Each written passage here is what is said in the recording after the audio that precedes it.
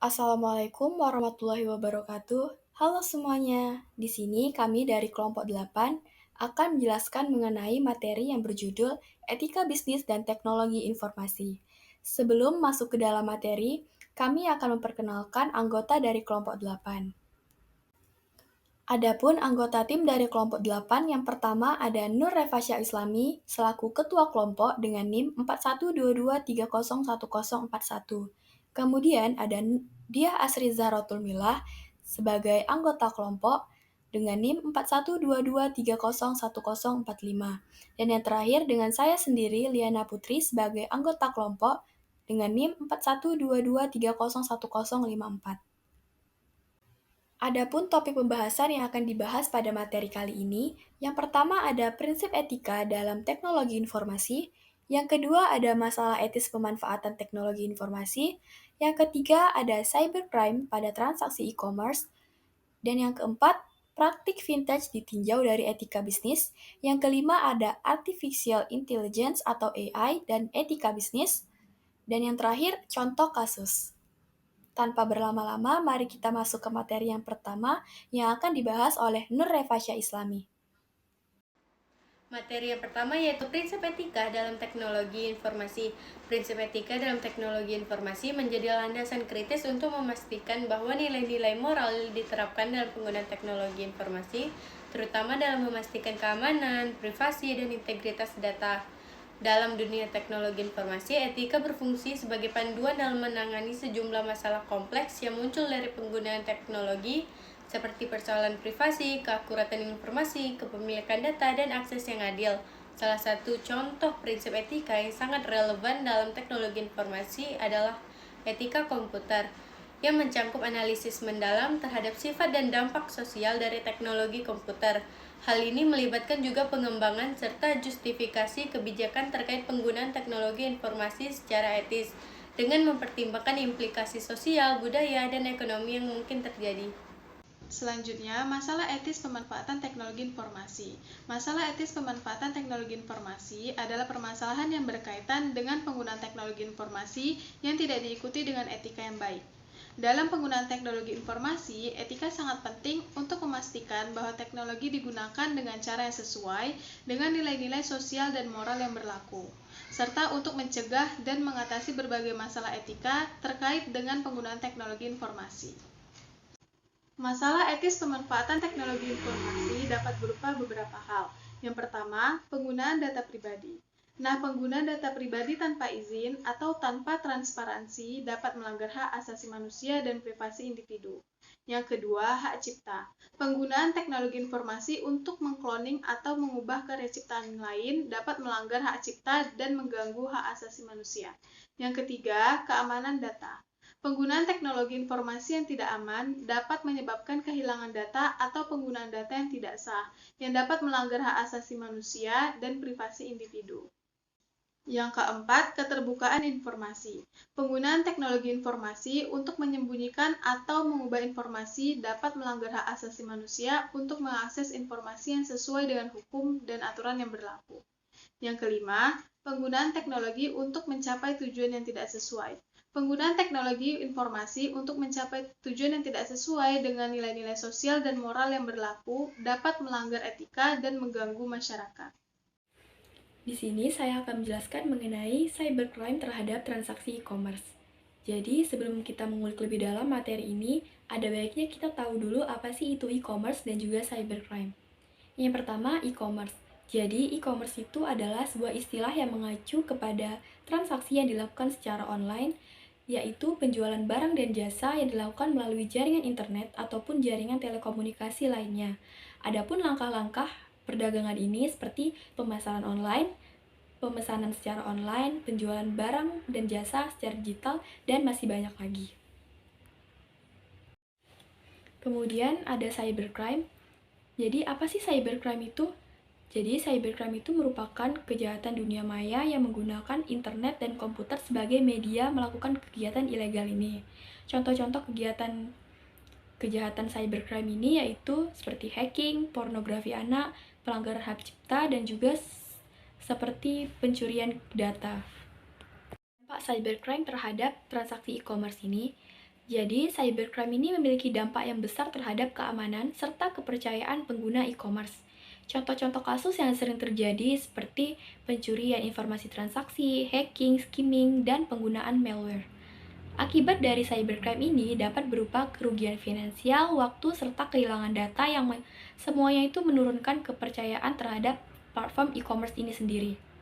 Untuk mencegah dan menangani cybercrime dalam transaksi e-commerce, itu tuh diperlukan langkah-langkah perlindungan hukum yang lebih kuat dan penerapan teknologi keamanan yang lebih efektif. Pengguna e-commerce juga perlu meningkatkan kewaspadaan mereka terhadap ancaman dan memastikan keamanan aplikasi yang mereka gunakan. Pemerintah juga perlu bertindak tegas dalam menangani para pelaku cybercrime yang melakukan penipuan di platform ini. Jadi, secara keseluruhannya, cybercrime pada transaksi e-commerce ini adalah kejahatan yang dilakukan secara daring dan memiliki dampak yang sangat besar terhadap keamanan dan kepercayaan pengguna. Dan untuk mencegahnya, perlindungan hukum yang lebih kuat dan teknologi keamanan lebih efektif itu sangat diperlukan. Selain itu, meningkatkan kesadaran pengguna dan tindakan tegas pemerintah terhadap para pelaku kejahatan juga sangat diperlukan dalam menangani kasus ini. Materi selanjutnya yaitu praktik vintage ditinjau dari etika bisnis. Vintage atau financial technology ialah merujuk pada perusahaan atau layanan yang menggunakan teknologi untuk menyediakan solusi keuangan secara inovatif. Etika bisnis dalam hal vintage mengacu pada prinsip-prinsip moral dan nilai-nilai yang mengatur perilaku perusahaan dalam menjalankan bisnis mereka, seperti transparansi, keadilan, keamanan data, dan juga tanggung jawab sosial. Praktik vintage ditinjau dari etika bisnis dapat dikategorikan sebagai pelanggaran etika bisnis yang signifikan. Misalnya, melanggar aturan yang mengatur etika penagihan utang, etika bisnis jasa keuangan, serta otoritas jasa keuangan atau yang biasa kita dengar dengan OJK, dan Asosiasi Vintage Pendanaan Bersama Indonesia yang disingkat AFPI. Vintage juga merupakan bagian dari penerapan teknologi informasi dalam bidang keuangan dengan fokus untuk mengubah dan meningkatkan layanan keuangan menggunakan teknologi. Vintage menyangkut berbagai layanan seperti sistem pembayaran, pendukungan pasar, manajemen investasi dan risiko, serta pinjaman online. Selanjutnya, artificial intelligence dan etika bisnis. Artificial intelligence atau AI dan etika bisnis telah menjadi sorotan utama dalam era digital yang sedang berkembang pesat. AI tidak hanya mencakup dalam berbagai sektor kehidupan termasuk bisnis, teknologi, dan masyarakat secara keseluruhan, tetapi juga membawa beragam potensi dan tantangan. Namun, seiring dengan manfaat yang dibawa oleh AI, terdapat pula sejumlah masalah etika yang perlu diatasi dengan serius. Misalnya, penggunaan AI dalam pengumpulan data pribadi dapat mengancam privasi individu. Sementara dalam proses pengambilan keputusan, adanya potensi bias dan ketidakadilan menjadi perhatian yang serius bagi banyak organisasi. Untuk mengatasi tantangan etika yang terkait dengan AI, beberapa langkah harus diambil. Pertama, perusahaan harus memastikan bahwa penggunaan AI dilakukan dengan prinsip keadilan dan tanggung jawab. Kedua, dampak lingkungan dari aktivitas AI juga harus dipertimbangkan dengan serius, dengan upaya untuk mengurangi emisi dan memaksimalkan penggunaan sumber daya yang tersedia. Ketiga, pentingnya memastikan bahwa AI dibangun dengan data yang seimbang dan dilatih secara cermat untuk mengurangi bias serta meningkatkan keamanan. Yang terakhir yaitu pembahasan mengenai contoh kasus. Yang diambil di sini adalah kasus mengenai kebocoran data pengguna Tokopedia. Kasus kebocoran data pengguna Tokopedia menyoroti kekurangan dalam menjaga keamanan. Meskipun perusahaan telah menjadi salah satu unicorn startup terkemuka. Meskipun Tokopedia menyatakan bahwa data yang bocor tidak termasuk informasi sensitif seperti password dan OTP, kejadian ini masih menimbulkan kekhawatiran akan privasi pengguna. Kesalahan ini menimbulkan pertanyaan, apakah Tokopedia melanggar etika bisnis dengan tidak memprioritaskan keamanan data para penggunanya di atas pertumbuhan dan strategi pemasaran mereka. Dalam perspektif etika, tanggung jawab Tokopedia terhadap keamanan data harus seimbang dengan keuntungan ekonomi dan strategis pemasaran mereka. Fokus kepada kuat dan pemasaran bisa mengorbankan keamanan pengguna, mengakibatkan kerugian bagi pengguna dan reputasi perusahaan. Ini menunjukkan kurangnya pertimbangan moral dan etis dalam kebijakan bisnis Tokopedia. Peristiwa ini juga menunjukkan bahwa Tokopedia perlu meningkatkan sistem keamanan data mereka dan mengalokasikan sumber daya yang memadai untuk menjaga privasi dan keamanan pengguna.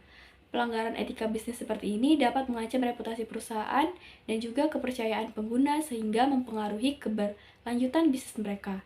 Nah, oleh karena itu, penting bagi Tokopedia untuk memperbaiki kekurangan ini dan mengutamakan keamanan data pengguna sebagai prioritas utama dalam operasional mereka.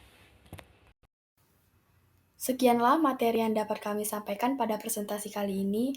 Mohon maaf apabila terdapat kesalahan pada pengucapan kata maupun materi yang kami bawakan. Saya ucapkan sekian dan terima kasih.